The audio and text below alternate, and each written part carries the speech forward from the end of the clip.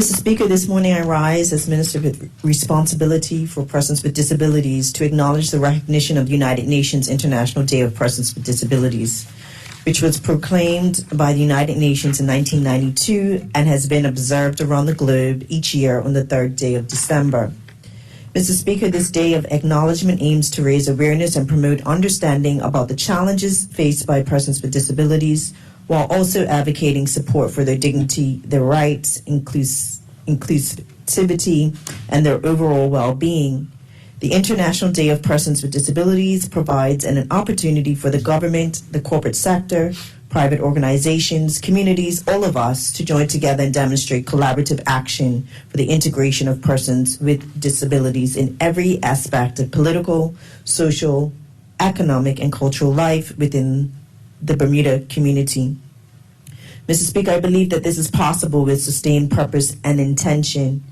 On Sunday, December 3rd, 2023, I delivered a public message recognizing the United Nations International Day of Persons with Disabilities to engage the residents of Bermuda and bring them into awareness of this very important day. My message highlighted the theme for 2023, United in Action to Rescue and Achieve the Sustainable Development Goals for, with, and by persons with disabilities. Mr. Speaker, let me take a moment to share with my honorable colleagues the sustainable goals that pertain to disabilities. Sustainable Goal 10, which states, reduce inequity within and among countries by empowering and promoting the social, economic, and political inclusion of all, including persons with disabilities. And Mr. Speaker, Sustainable Goal number 11, to make cities and human settlements inclusive, safe, and sustainable. The government cannot achieve these goals alone. As a community, it is critical that we are more progressive in our awareness, that we are less judgmental and more accepting, and that we are fully respectful towards persons with disabilities. Mr. Speaker, it would be most pleasing if this honorable House ensured that all persons with disabilities have full access to this chamber, not just physical access, but also virtual access for those who perhaps are hard of hearing and who would like to join in the business of the House when it sits. Mr. Speaker, you may be aware that by profession, I am an occupational therapist, and having worked with persons with disabilities, I'm keenly aware that often we live with a disability, an impairment, or even a health condition. We like to keep it private and do not disclose to avoid experiencing any potential stereotyping, most specifically in a small island like Bermuda. Therefore, I challenge everyone to partner together and share a vision for Bermuda that is inclusive for all. In doing this, we can collectively progress towards not only achieving the Sustainable Development Goals, but we can break down barriers.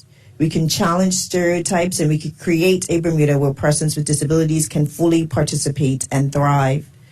Mr. Speaker, as part of Bermuda's commemorating the United Nations International Day of Persons with Disabilities, this week, Wednesday, December 6th, the Ministry of Youth, Social Development, and Seniors held a panel discussion that focused on understanding disability in the workplace. The panelists of 5 included Lisa Reed, Executive Officer of the Human Rights Commission, Sasha Richardson, Chairwoman of the Disability Advisory Council, Disability Advocate and Charity Consultant, Malika Cartwright, Director of the Department of Workforce Development, Sherry Lynn Lilly, Mental Health Counselor and Executive Director of Inspire Bermuda, and Keith Simmons, Disability Advocate. Mr. Speaker, one of the highest reporting complaints noted in the Human Rights Commission annual report in 2022-23 was discrimination due to disability. We know that the Human Rights Act provides an avenue for individuals to challenge discrimination in employment on the grounds of disability. Therefore, the panel discussion targeted what tools employers can use and what measures employers can implement to support qualified persons with disabilities in accessing employment opportunities.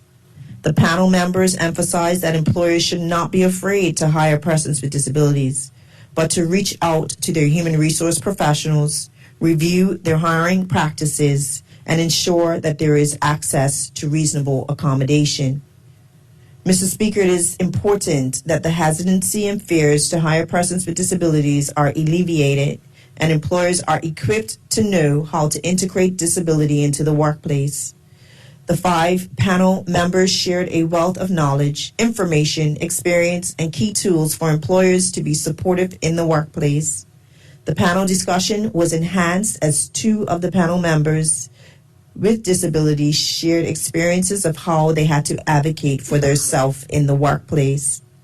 Mr. Speaker, the panel discussion was streamed and can still be viewed on the government's Facebook page and its CITV Bermuda YouTube channel by those who want to know more about the various pathways to creating a workplace culture that celebrates diversity.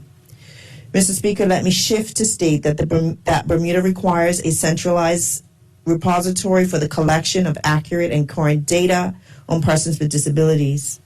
A centralized repository will provide key information about the types of disabilities persons are challenged with, which will in turn identify gaps in the area of programs, services, and special equipment needs for persons with disabilities.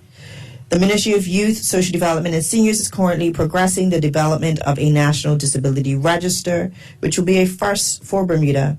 Such a register will include information and data collection using digital technology and will ultimately facilitate informed policies and decisions in key areas such as healthcare, education, employment, and accessibility to advance inclusivity in Bermuda.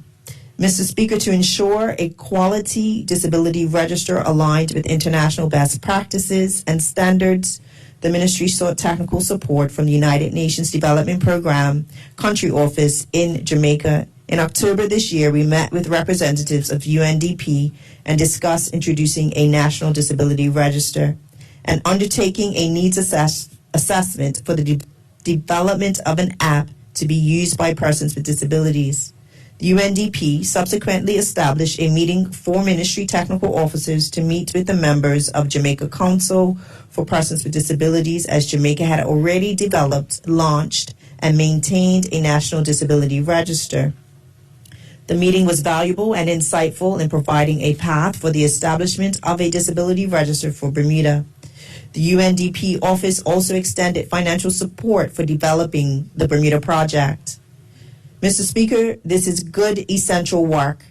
The establishment of a disability register for Bermuda will certainly support our disabled population, and the ultimate development of a disability app provides an opportunity for the government to collect, manage, and utilize data related to persons with disabilities so that they can access information and services.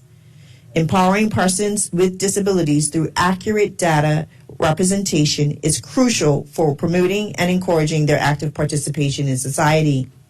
This initiative further aligns with government's 5-year national plan for adults with intellectual disabilities and their families, which was launched in May this year. Mr. Speaker, the Ministry of Youth, Social Development, and Seniors is committed to this inaugural work and will provide this honorable House and the general public with updates as we progress in the building of our first ever National Disability Register for Bermuda. In closing, I once again challenge Bermuda to partner together and share a vision for Bermuda that is inclusive for all. In doing this, we can collectively create a Bermuda where persons with disabilities can feel safe, fully participate, and thrive in our community. Thank you, Mr. Speaker.